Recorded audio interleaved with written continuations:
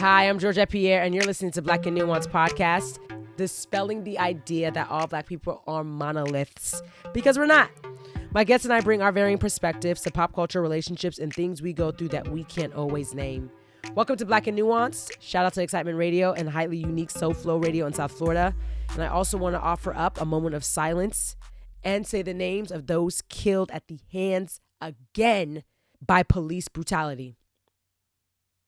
Breonna Taylor, George Floyd, Ahmaud Arbery, Tony McDade, David McAtee, the gentleman that was killed by a white restaurant owner for alleged self-defense. But we know what that's about. And anyone that I may have missed, because this episode was recorded on Blackout Tuesday.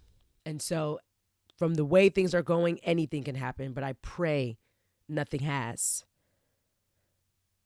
This week's episode, because I'm celebrating 50, I decided to release this second episode, episode 51, where I sit down with Wise Grisette, owner and founder of the Indie Creative Network, a Black-owned podcast network, which Black and Nuanced is also a part of. Wanted to keep it lighthearted. So we get into the difference between him using OnlyFans, me using Patreon, and polyamorous relationships. Things get interesting. Here is my conversation with Wise Grisette. You are listening to Black and Nuance Podcast, and I have a special guest co-host on with me. This is actually full circle, which is funny because Wise has the Indie Creative Network, which is a podcast network, Black-owned, baby. And when I used to do a podcast with some former coworkers, Tiani and Nikki, shout out to them, Nikki Trends. It was called Venting and Vino, and I had found out, I forgot how I connected with Wise, but Wise used to help edit the podcast because I got tired of editing it, and then I left and we stopped doing the podcast, and now I'm doing my own podcast again, and now I'm on his network, and so it's love, man. It's all love. All the way around. Thank you for having me on. Hi. Absolutely. Wise, tell them who you are real quick before we jump into all of the things going on. What's good, y'all? It's Wise Grisette. I am a father. I'm a Black man. I'm a son, and I run a podcast network. I also am a podcaster. You can listen to my show. It's called The Indie Creative Ledger, where I talk about all the ghetto-ness that happens in my life, as well as run my business. Oh, is that what it's about? That is. Yeah. Oh, he said the ghetto-ness in my life. It's literally a diary of my life as an entrepreneur while running ICN. And yes, my life is very ghetto fabulous.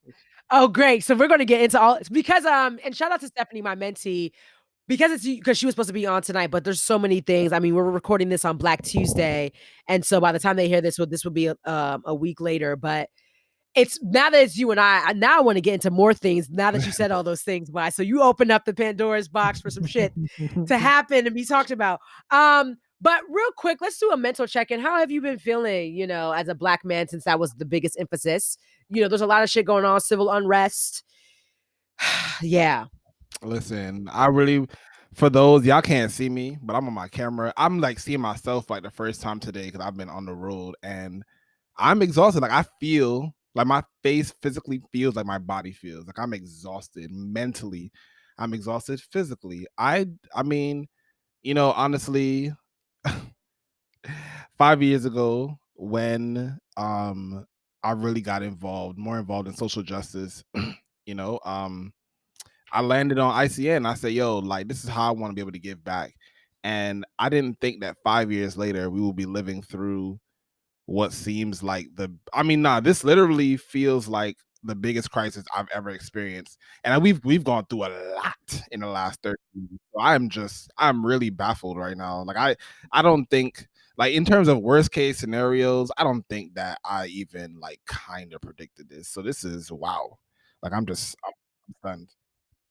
I mean, it was 9/11, the recession. What else happened when I was, because we're in the same age group. Aside from that, like, we had Trayvon. We had Trayvon Martin. I thought for just off rip, I thought that was at my time the most traumatic thing I had ever experienced. I mean, aside from like, my own like personal stuff, it was just like, wow, like this is somebody who's mad young, who definitely looks like me. I love wearing hoodies, and this boy is dead. And then fast forward, shortly afterwards, the trial and the boy and Zimmerman got off, like, yo, I'm, Oof. you know, and I mean that my time like for was the worst for me. Like that vaulted me into, you know, protesting and all that other stuff. Mm-hmm. And here we are 5 years later. I'm having to explain to my 8-year-old why we got goddamn protests in the street every day. Like Mm-hmm. it's just baffling. Like Yeah, I'm because you're in Brooklyn. I know, like, I feel like the most dangerous rioting from the police and the police brutality and violence has been happening in Brooklyn, Mhm. not necessarily Harlem. Is The that the cops try to case? the cops literally tried that video where people see the cops try to run over the people. That was downtown Brooklyn. That was downtown. That was downtown Brooklyn. Really? That was on Flatbush and like Dean Street or something like that. Like that's Wow. low key high key white people neighborhood. So I was Oh, they perplexed. don't care. I can tell you why. You said you were perplexed. Yes, how you're trying to run over white people? Oh, now y'all really modeling. Woo. Let me tell you, and then we'll jump into the lighter things. Let me tell you why that doesn't perplex me. Because there was also a video. Did you see NYPD cop open the door on this white guy Yeah, standing in the street? So as they were driving down the street, he yep, slammed the door open while the yep. car was moving on the guy. Like, are you fucking kidding me? Anywho, why I said I'm not perplexed anymore is because I said unless you have 45's last name, you're a family member or a business crony of his, he Yeah. does not care. He does not care who you are, what you look like. It has surpassed Black people. It has surpassed Mm. white people. It is a shoot to kill order on American citizens. Like, fuck that, fuck him, trash. It's just that's where we're at.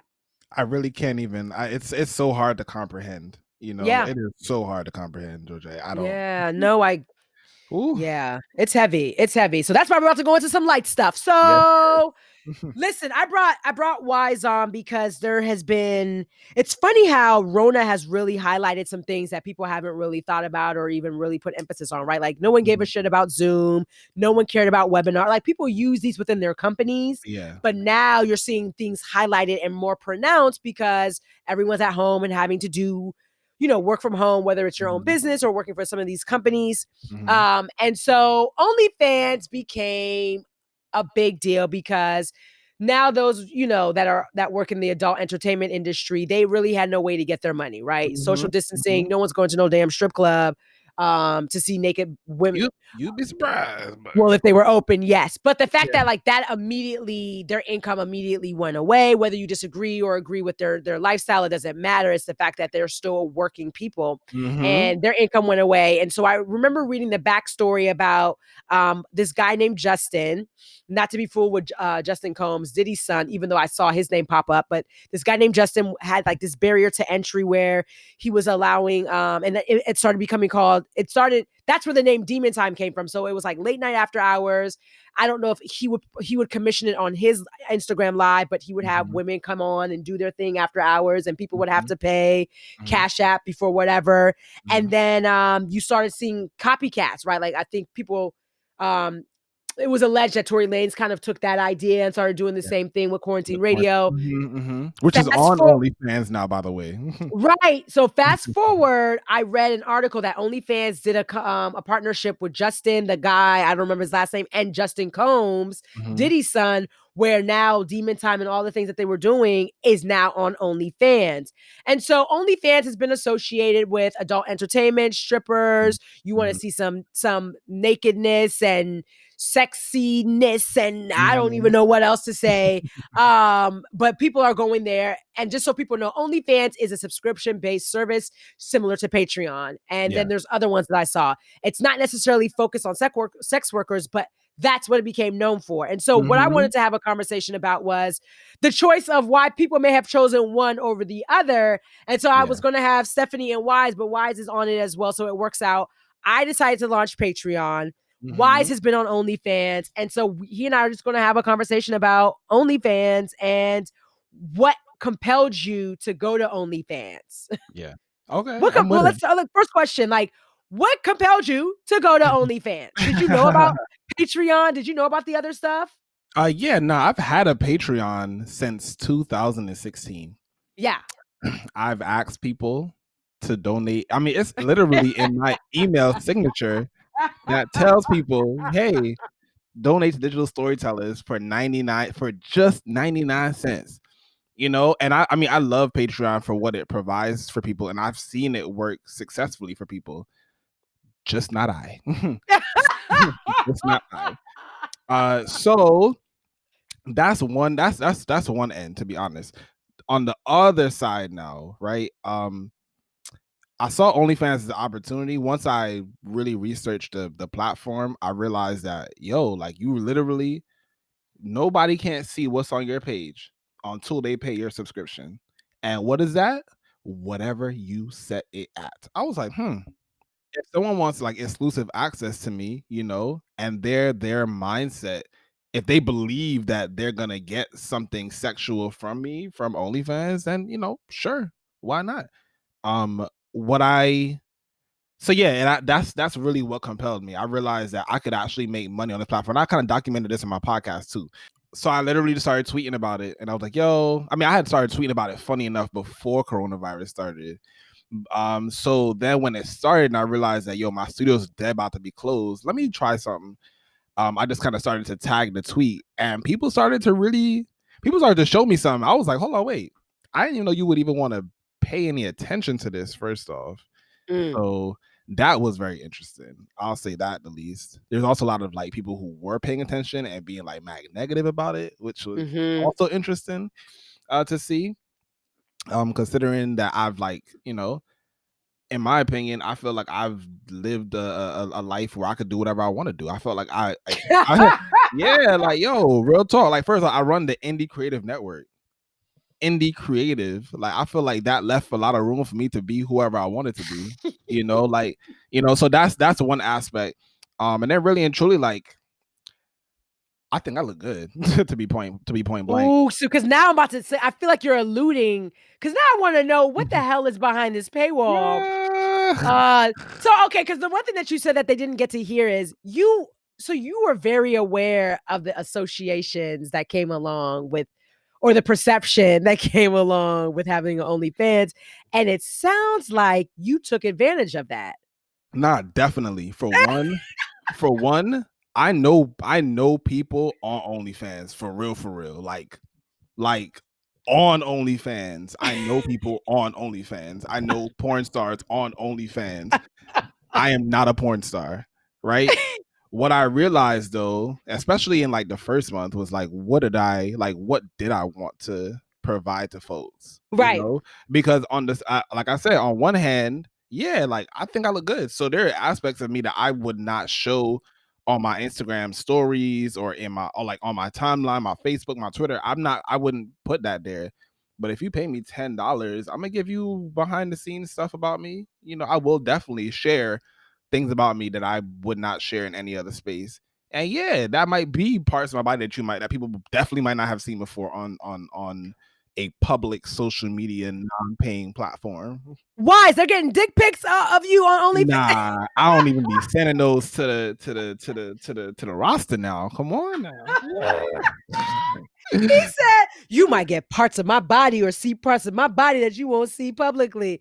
Ooh, wise. I love this. You just might. And that's the thing, like I found, I know you were trying to find a word earlier. I found this word while I was researching more information about OnlyFans called lewd content.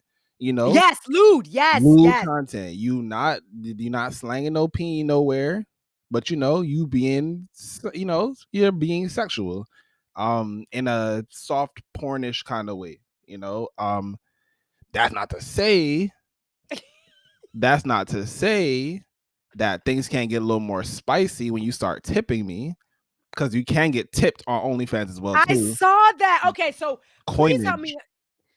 please help me. So I want to tell people, like with Patreon, I am doing Patreon, taking a page out of Issa Rae's book. She does $5 tiers. Well, she only has one tier, and it's $5 where they get exclusive access, early access to different content that she's producing, even access to her things industry related. And I think what it sounds like is Patreon also excludes certain industries or certain content, right? So adult entertainment is not known to be related with Patreon. And similar to you, I actually had a Patreon page and I didn't realize it in 2014, did nothing with it. And so when I decided to unearth it, I was like, Georgette, get on Patreon. And so, but But I went on Patreon. I thought it was pretty simple. Like I've been posting ad-free podcast episodes. I have some video content that's coming out, so I've been previewing it on with my patrons. And you know, I thought, to be honest, I felt like OnlyFans and Patreon almost even gave me vibes of, for lack of a better comparison, Apple versus BlackBerry, even though people aren't talking about BlackBerry. Let's say Apple versus Android now. Okay. And so Apple or OnlyFans seems like the more simplified version of a subscription-based website. And I think people think Patreon is complicated, but it wasn't for me. And so my other friend that was supposed to be on, she said that when she saw Patreon, because I had actually, I'm not gonna lie, I had steered her towards Patreon, but she's in her 20s, when she asked her the people that follow her on Twitter, they were telling her OnlyFans. And so to me, it feels like it's a generational thing. But what are your thoughts about like why someone would choose a Patreon versus OnlyFans? You said you weren't getting whatever, but it literally now seems like it's a generational thing. I would say, I mean, I very well could see someone who is 25, 24, 23 being like, nah, I want to get Patreon instead. I've actually spoken to people who said, nah, because I don't, like, people who are younger than me have said, they've seen that I have mine, like, oh yeah, I would, but I'm not as established as you are to be like, oh, I'm going to be doing this now, because people are trying to know who I am now, versus people can Google you and see that you do podcasting. But if the minute that they Google me and see that my OnlyFans page pops up, they're gonna just automatically stigmatize me, and that's gonna be that. So I definitely get. I understand, like, there's aspects of ages, but then on the other side, there's some folk like, yo, like, I'm in my 20s, I could mess up all I want right now. Like, it's not like I'm 32, they gonna say, people will say that too. So it's really a balance. And I said 32 because I'm about to turn 32 in 2 months. But yeah, anyway, honestly, again, like, it's just about what you feel comfortable with. I'm sorry, there are people who create content on Instagram. They create content for Instagram stories, for Instagram live. They make these vlogs. They do all these things on YouTube for free. Why do some people feel uncomfortable saying, yo, nah, I'm gonna make the same content for you, but I'm gonna charge you $5 a month. I'm gonna charge you $10 a month. I'm gonna charge people are afraid of that. And I personally didn't see that on Patreon. Like, it didn't seem as simplified for me. And don't get me wrong, OnlyFans is not easy neither, because they don't even have a damn app. You be having to literally log onto their website. That is ghetto as hell. That is ghetto as hell. But I understand that Apple and them, they're probably not gonna let them get an app. So you don't think so? But I don't understand. Does Apple discriminate against certain things? Because it didn't start off as an adult entertainment subscription based. Like, it just happened to be where a lot of adult entertainers went. They own people. So how Apple is set up is that if you allow people to freely do certain things on your platform, they will decide to not have your platform, how your app hosted in their app store. That makes sense. Yeah, and most people, they don't have like hacked iPhones, so they can't buy or download any apps that are not from the app store. So it's complicated. It's real complicated, unfortunately. That I didn't even think about that. Okay, so there was another one that I saw that was called Makani, Makani. Did you hear about that one too? Never. There's Makani, and then there was one specifically for adult entertainment, and it's called Just for Fans. Yeah, I see that one here. I actually pulled it up.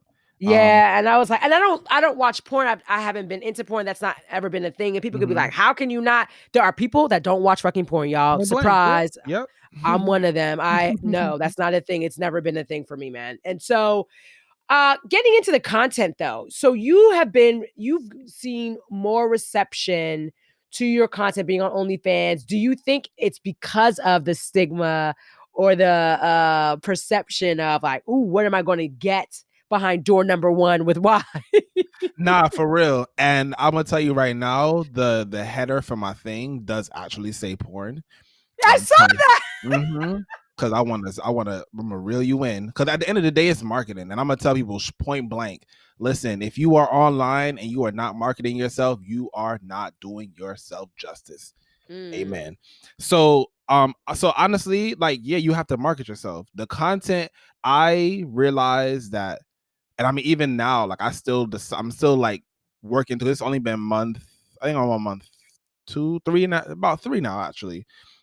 There's still content that I'm still working through, but what I realized is that I have, well, not even what I realized, I have multiple sources of income. Okay. So I've been using the platform to express how people can get like me. Yo, do you want to learn how to, do you want to learn how to get involved in stocks? Do you want to go on Robinhood? I could shoot you some stock tips. I could show you something from my portfolio. I could show you growth, you know. If you want to learn more about podcasting and you see that I'm not answering on Instagram, I'm not answering on Facebook, I'm not answering on Twitter, yeah, you pay $10. I'm gonna answer you on OnlyFans for damn sure, and you can get some little. Listen, I like to dance a lot. I'm West Indian, for those who don't know.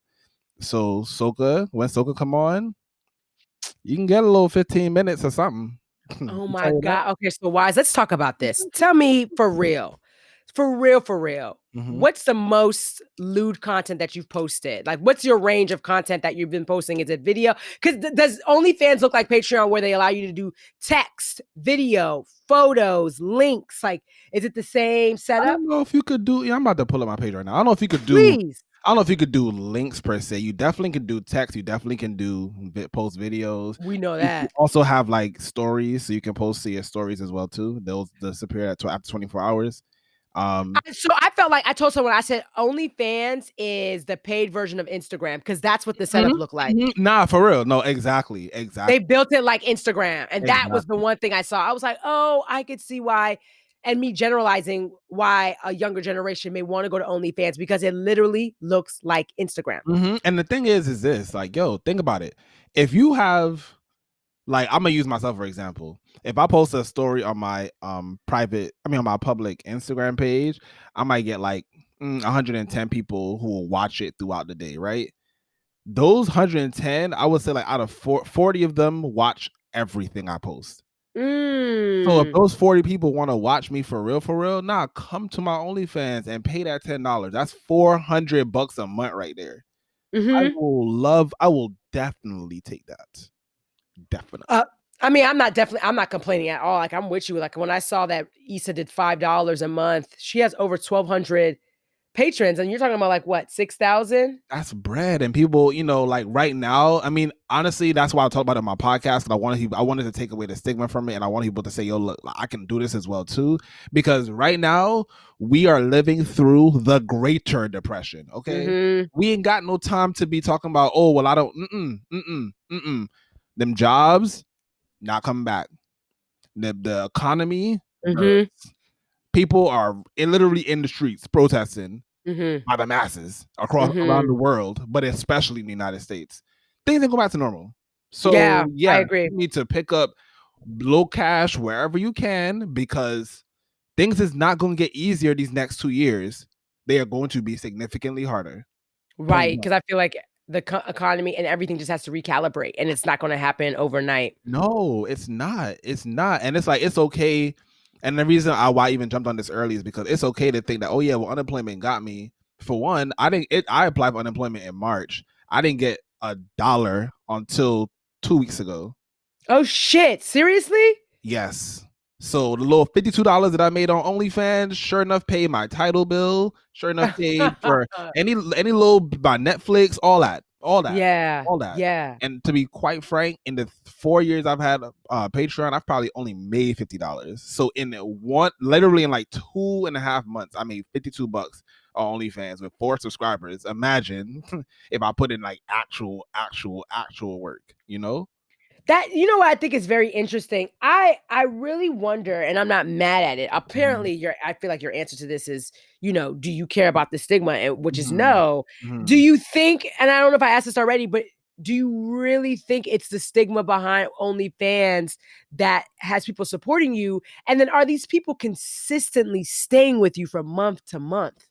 So that's a great question. I've had 4 subscribers. One of them is a monthly renewal, Okay. and I just get random subscribers that one person come out, a new person come in. Um, it's you can offer bundles, which is what I'm looking forward to start doing.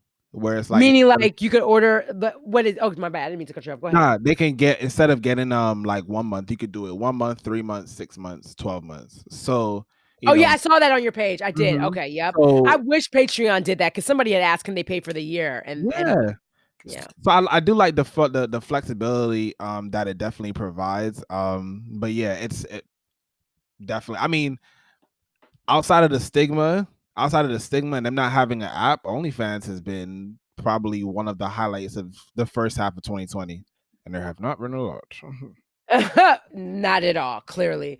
So wait, so let's get a little deeper into this content though. What because I forgot that I glazed over it. The lewdest content that you put on OnlyFans, Mhm, and like what are you, because I mean you being this owner of your own podcast network and other things that you're doing, mhm, are you in a space where you're thinking about what content you're putting out there, especially because it's OnlyFans? Like you said, like you're, big up to us being West Indian and you mhm. want to go on there and dance to some soca. Yeah. But what are you showing? Like, what are you giving fans, and what type of content has been the most received? Meaning, like, what are the ones, like, what are the things that people are reacting to the most? Yeah. So I would say, so I did a poll. Because you can also do polls. I did a poll when I first started, and I asked folks what did they want most. I think the poll said something like, um, it said something to the effect of like, 1, do you want me to give you like tips and stuff? 2, you want me to just dance? Or 3, you want me to do both? And everyone said both. So I'm still trying to find out a way. I'm working on figuring out how to dance and give tips at the same time. It might just be like, I legit downloaded Premiere Rush on my iPad so I can start editing my videos more. I might just put little tips on the bottom or something. Like, I haven't found ways to blend that yet. So right now it's been like dance, and then I'll give like a tip or something, or just post something referring to, yeah, and my store and the stories. I like the people like the stories as well too. For one, I made like a little like how on Instagram you have like the bubble that stays there, right? Mm-hmm. Yeah, they're your highlights.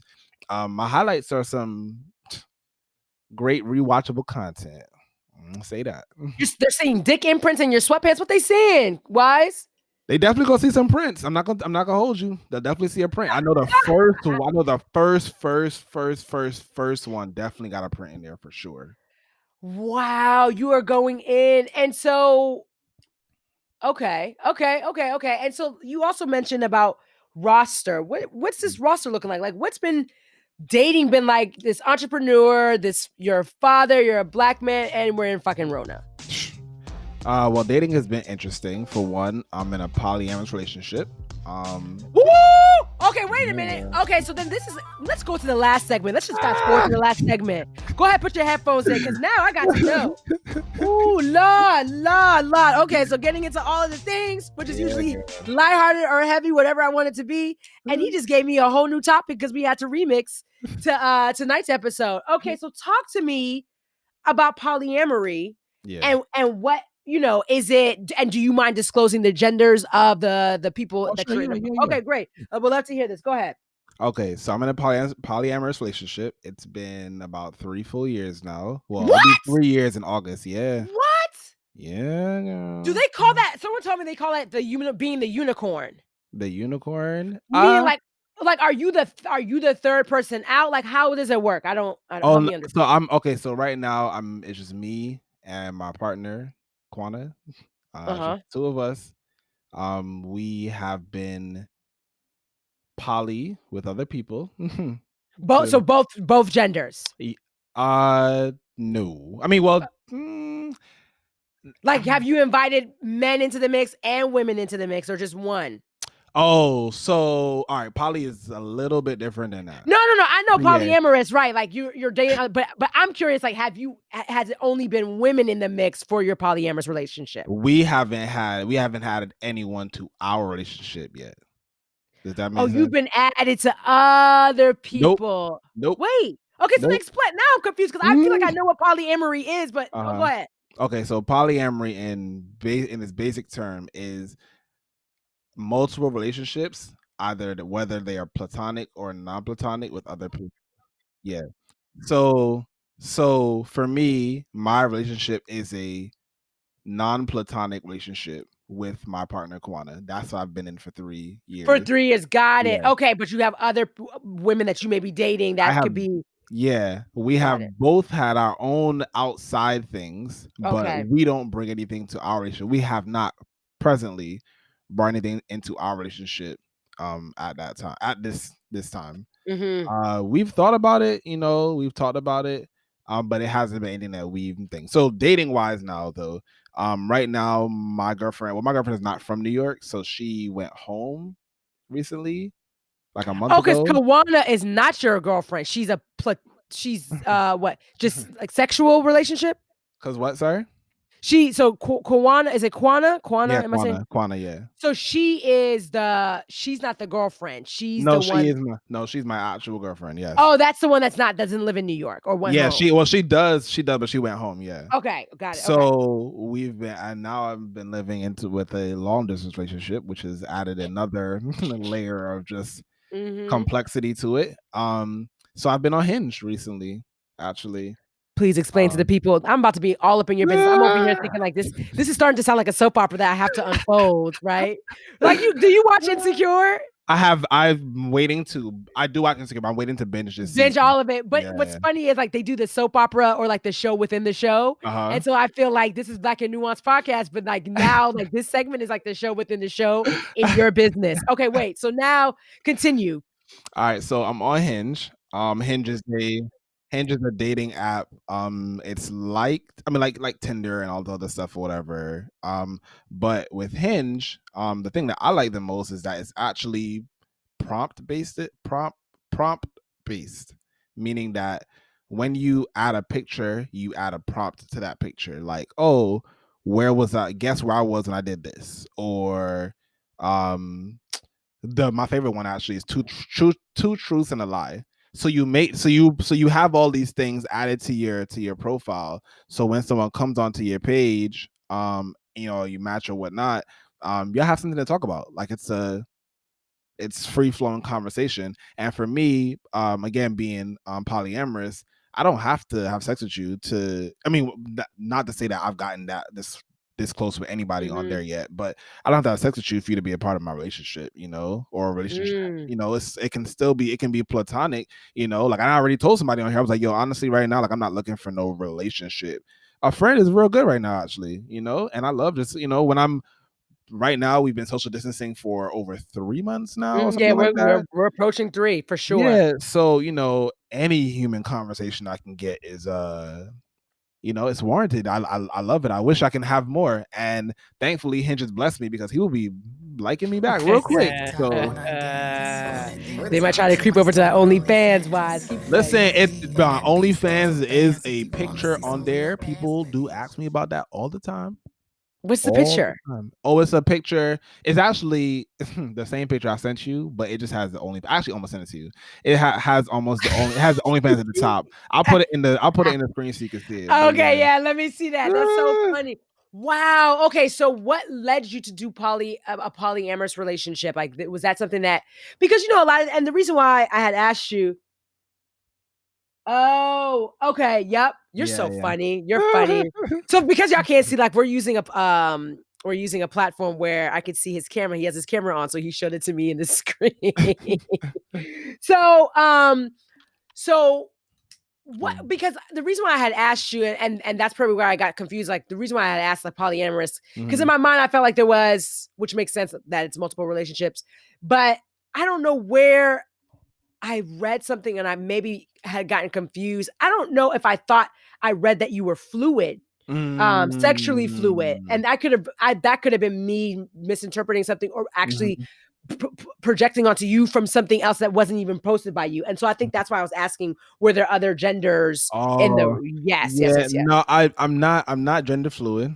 Yep. But how do you identify? If you don't mind me asking you. Polyamorous.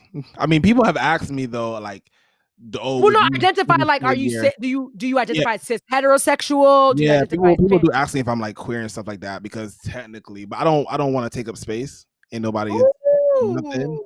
Yo, I'm polyamorous. However people want to place me, I'm polyamorous. Oh, did you ever say that type out that you were pansexual anywhere, or am I bugging? I don't think I ever wrote that anywhere. Okay, then I'm bugging. Okay, that's cool. I'm bugging. That's cool. Okay, can I, Sapiosexual, definitely. you said Def- what? definitely a sapiosexual. What is that? I've never heard of that one. Oh, it's basically like just being attracted to somebody just for their mind, in short. Ooh, I like that. I Yeah. love that you said that you're not interested in taking up space, Yeah, I don't and want you walk in. People can define it however they want to. I love that. I love that. I get it. I definitely get that. that. Whatever makes you happy makes you happy. Exactly. I mean, honestly, this in 2019. So my girlfriend is also involved in like the ballroom scene. Track. So we over the last year, I went to a bunch of balls in the city, and I understand the community way better. For me, I'm not gonna just because I'm polyamorous, I'm not gonna be like, oh yeah, I'm queer too. Like, nah, chill. There are real people That are who fighting this legit, fight. yeah, like that's not I. Yeah, I okay, that's fair. Oh, I just you know what's so funny about New York? There's so many underbellies that happen while people are sleeping at night, and you just don't know. Mhm. I would love. There's like been a couple of things people have told me about that happened. There was this one club that they said like so many different things happen, but you have to be invited in. Like you have to Yeah, know. I don't. yeah. I would love to just see some of these things, wise, just to see it and be exposed to it because I live in New York, man. Like I, you know, I don't know. Man, Georgette, let me tell you something. When I went to the ball for the first time, I was scared, nervous, confused, uncertain. Really, Everything, yeah, everything was happening. And I had watched Pose before. But let me tell you something. They opened up them because like it's like in a bar. It has like an outdoor area. But yep. that's what I thought when I first walked in. But then they opened up like the floor, and I was like, oh nah, y'all got lights and shit. Like this is a whole performance. Like it's I want to see I've it. I have never like it. The only thing I could compare it to literally is Pose. Like I've never seen anything like it. Yo, shout out to Lego. Lego's the one who put OTA together. Shout out to OTA. Like, listen, open to I all. would love to see. Oh, OTA, that's what that means, open to Yeah, all. I open to would all. love to see it and just even experience it. I would just love to know. I haven't watched Pose yet. I know Mhm. people have been talking about it, so I wanna get into it eventually. Really But good. yeah, I've definitely there was a movie that, a couple people told me I needed to watch. It was it called Paris is Burning? No, something and it was about the ballroom scene. Mhm, mhm. Golly, I gotta find it, but, oh, that's so interesting. And so your content varies. You're out here doing polyamorous things. Oh, I know what my question was to you. Do you see yourself falling into the socializations of marriage? You know. Yeah. Honestly, right now, I mean, I've had this stance, and I've always like questioned. I mean, recently I've been questioning it because it's something I've had since I was a kid, and I try not to keep irrational thoughts. I like to try to break them down. So Yeah. I was like, yo, I never want to get married. I've been saying that for years. I don't want to get married. I don't want to get married. Now, what does that mean? Do I want to go up to the court and tell the state of New York that yo, I'm married to this person? Nah, I don't. Mm. I don't. Would I go in front of my family and friends and my partner's family and friends and tell them that I love this person and I want to spend the rest of my life with them? Yes. But as people don't be wanting to call out a marriage. And I mean, if that ain't no marriage, well then nah, I'm not getting married because I ain't about to go to no courthouse. I ain't gotta sign no paper to tell you that I love you. I'll be telling that I'll be saying that every day. Yeah, I think it's interesting that, and that's the reason why I worded it as the socializations of marriage, Mhm. because I know the way I've seen marriage, at least for like Caribbean folks, people were, marrying for citizenship and things of that nature. Mhm. Like, Mhm. and it's not just Caribbean people, by the way, right? Yeah. International people that are not citizens. And so and I just saw a different dynamic of marriage. And then the other thing too that really got to me wise was marriage didn't protect you from your partner cheating on you, from your partner bringing you an STD, from your partner just stepping out and not wanting to be with you anymore. I just didn't feel strongly about marriage. And there was one person, even though he ghosted me, there was one person, he was the first person I actually felt like I would consider marriage with. Yeah. But to your point, I agree with you. I feel like I want to have a spiritual partnership. And that concept came from the book, The Seed of the Soul by Gary Zukav. Mhm. And I was just like, your spirits recognize that you're supposed to be together, but you don't have to live under the aegis or the umbrella of marriage. And even if you all did, you still have to understand that people marry for all different kinds of things, but are you all still connected spiritually? Like what's going on there? And I think there's a lot of things that we lose sight of. But the actual institution of marriage, I question it because I have seen some shit with people that have gotten married and have gotten divorced. Yep. Listen, let me tell you. Whew. Yeah. It makes me nervous. I'm just like, they did what? Like to my friend, like that stuff I couldn't, it That's what bothered I'm me. saying. Like I feel like when you go, I mean, whether you go in front of the eyes of the Lord, if you believe in that, or you go, in front of the judge or whatnot, you telling somebody to their face that you're trying to live with them forever, you're trying to be with them forever. Like like those vows mean something, not just things that you just say. Yeah. And I feel like people, honestly, I feel like a lot of people, they idealize the whole concept of marriage to the point that they don't even, by the time they get there, they get it, and it's like, yeah, it's something to get, and then they get there, and it's like, but what the fuck? What is Right. this? Right. Whew, what is this? Mhm. Work. Like you don't recognize your partner, but one of my buddies, shout out to Darnell Walker, when I did Dear Georgette, the last episode, he was just like, people get married and think something's supposed to happen that like there's something different from the day before y'all got married and the day after. He said, what's the difference? What changed beyond you all getting married? And I think that is where the disconnect starts to happen in some of these relationships. Yeah, because people start to idealize. I mean, and I'm not. Romanticize things. Yeah, and Yeah. it's like, that's not. No. And once you do that, you start really going down a tricky road. Like honestly, again, like I'm not married. I don't really plan on getting married, but I do recommend if people are gonna get married, y'all need to go to therapy first, because everybody's carrying their own shit. First of all, you don't want to carry none of that craziness into your relationship, because then that affects you, your family, your friends, your potential kids. Like, nah, it's our grandparents. They were not perfect, but they understood, or at least I hope that many of them understood, like the responsibility of, like, yeah, like this is a future generation. Like things are all like bang bang bang right now, and as we're young, but no. Any kid you have, that's your kid for the rest of your life. Any wife you have, like that's your, like, people will always remember, even if y'all break up, that's still your wife, your ex-wife, or whatever. Like, come on. Ex-husband or whatever. I think people have to, who do you want to be equally yoked with? And that's the one thing I think about. I'm like, would I see myself having children with this man? I'm like, I don't know. The conversation. If I can't see you like that, that's not even worth the conversation. I'm gonna I just keep it moving mm-hmm. or strap it in. Exactly, because we are all, at the end of the day, I'm really glad that people see sex in a different light now, As far as what? as far as being more open to it being a, not just a marriage love thing, that it's seen more as, I mean, like it's raw, like it's Mhm. raw, like it's raw, Mhm. it's raw, and it's uncomfortable. It's sometimes it can be like it can really put you in a different space. Like your logic goes out the window. All the things that you accustomed to, they all go out the window when you all caught up in like this heat of this moment. You know, some people put rules around those things or whatnot. Yeah. And boundaries and rules are two different things. But yes, put rules around those things that maybe just complicate things even more. It's just like, you know what, yo, this is really just supposed to be something that's natural and something that everyone's supposed to enjoy. And then, like we've really complicated some of the less complicated aspects of our life. Yeah, I think, and I'll cap it with this question because you actually had me thinking about something. The one thing, or even this comment, the one thing that I know I want to get better at doing is also having conversations wise around our sexual health and prioritizing our Mhm. sexual health, because I feel like I've definitely not been vocal in those regards when it comes to like asking your partner what their the last time they got tested and Mhm. are they Mhm. positive for anything, or if you're dealing with something, sharing that and being upfront with that. And that is something, having a couple of scares, and and personally for me, I prefer to be protected. I've had some traumatic experiences Yeah. where I'm just like, I don't want to be unprotected because I don't know what the fuck Mhm. you're doing, and you obviously aren't prioritizing my health, right? And so, but I want to, as you were saying that, there's a lot more.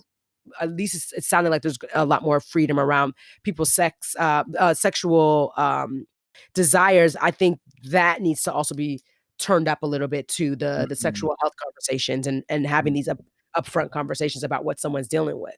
Yeah, I mean, I would really love to see how like things get in terms of like testing this stuff moving forward, because right now people are afraid to go to the doctor. People are afraid to go to the hospital. I don't But even. especially Black people, though, but we know why, right? Like, we think about the Yeah. history of not trusting doctors and Now it's just even worse with the pandemic going on. It's like, yo, the ramifications of this is just like, when you think about the domino effect, it's so troubling. yeah, it is, and so I think, to like what you said earlier, that your way you're serving your purpose is starting this indie creative network and really giving space, and a platform for Black-owned podcasts or Black-ran podcasts, because I know your mission, like, for people to even be part of the network, they have to have a majority Yes. Black team Yes. to even be a part of it. Yes. And that was needed, because when I started this network, I wanted to make sure that people in my community were able to understand that these are high skilled trades that people can get paid a lot of money off of. And I want to build a pipeline, and that pipeline, I'm sorry, when I look at I'm not even calling up people out. Woo! I was about to start calling names. When I look at other platforms and other spaces, when you refer to podcasting audio engineers, and it's white, and Right. I don't like that. But at the same time, I also left space for people who come in. At the end of the day, I want people to build a diverse team. Yes, that team, I want that team to be Black led, but it is impossible for us to think that we are going to move forward collectively by ourselves. We are the human race, and I hope for damn sure that this pandemic I hope everyone realizes that, yo, we're literally just all human. This pandemic don't care whether you in China, whether you in Japan, whether you in United States, whether you in South America. Like, literally, it's taking out everybody.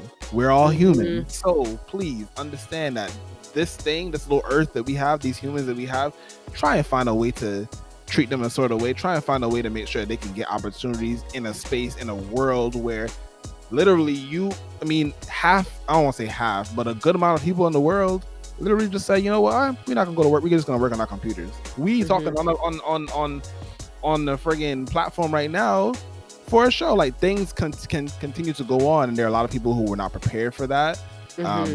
Because of systemic things, but also just them just not being comfortable with technology. And now that everyone's been thrust into this, so it's like, yeah, we gotta do better. Everybody gotta do better. And this is what my mission was. This is how I decided to help when I realized that, yo, like, our community needs help. It needs us. It don't need nobody else, because people are not interested in making us better. I love it. Wise, tell them how they can find you, your network, your podcast, your OnlyFans. So, at The Real Wise on Twitter, Instagram, Facebook is Wise Grisette. You can find me, my podcast. You actually can literally just Google Google Wise Grisette. All my podcasts will show up, every episode that I've ever been on, the other podcasts. And of course, my website, icn.dj. Kept it simple so people can spell it. Yes. Go spell your how do you spell wise? Oh, WIZE. But yeah, so icn.dj is our website. It allows people to listen to podcasts from the Black community and African diaspora collectively around the world. We have shows around the United States. We have shows in Canada and South Africa. With shows starting up in Barbados soon as well. So, yeah, Barbados, where I can't wait to go back to, because I love it. You're so silly. I love it. And I'll make sure to put all this stuff in the show notes. Wise man, thank you for your time and riffing with me. This was an interesting conversation. It definitely went left, but I love that you were game with it. So always. Thank you for having me on, Georgette. Thank you so much to Wise for joining me. He is the owner and founder of Indie Creative Network, Black-owned podcasting network. I'm also including in the show notes resources to help affect change with everything that's going on with Black Lives Matter and us dying at the hands of police brutality. The shit's got to stop. And there's ways for people to get involved, even if you don't feel like protesting is your ministry. You can find me on Twitter at Georgette, where I am the loudest I can be with my platform. And on Instagram at Georgette Pierre. You can find the show on Twitter and Instagram at Black Nuanced Pod. That's Black, Nuanced Pod. You can find me on Apple Podcasts, Anchor, iHeartRadio, Google Play, TuneIn, and Spotify at Black and Nuanced Podcast. And you can email me at blacknuancedpod, that's NUANCED, at gmail.com for your questions, comments, and feedback. I'm also on Patreon under Georgette Pierre, so you could just type in Georgette Pierre on Patreon. Your support as a patron will contribute to my production company's goal to positively contribute to the Black experience. It's only $5 a month. That's it. You get early and exclusive access to various digital series and Black and Nuanced podcast related content.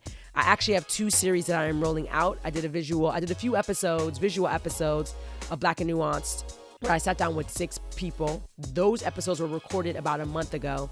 And so I'm just being very mindful of when I'm releasing this stuff to really honor and be sensitive to everything that my people are dealing with. So that will be coming soon, but it's going to drop on Patreon, at least the full episode. So definitely want to become a patron if you want to watch that. I have another series that I've been working on, and that's coming to, that's finally getting the final or the finishing touches up on that. I'm excited. I can't wait to share it with you.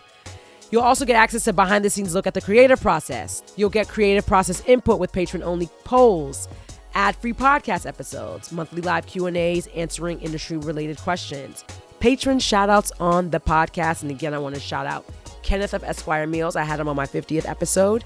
And Jareen, she and I go way back. And so I love the fact that friends are really supporting me, and I thank you all.